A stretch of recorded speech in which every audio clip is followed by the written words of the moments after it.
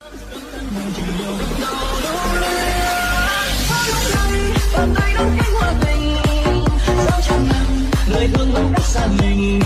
Thầm mãi ra tươi đi về nơi cuộc sống vô hình, chớ xa dần chẳng buồn một phút giây.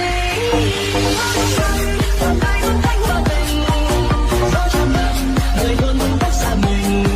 Thầm mãi ra tươi đi về nơi cuộc sống vô hình, chớ xa dần chẳng buồn một phút giây. Ta nói đâu chung quanh một từng dòng suy nghĩ thơ nhau, tình yêu dẫu đang cô độc thì ta đang quên đi. Ai đang cô đơn đi, ai đang cô đơn đi, ai đang cô đơn đi và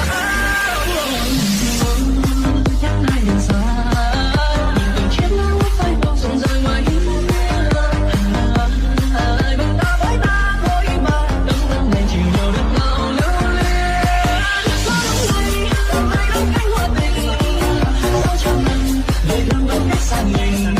Thầm mãi ra tươi đi về nơi con sông vô hình, chớ xa dần chẳng buồn một phút mà ly.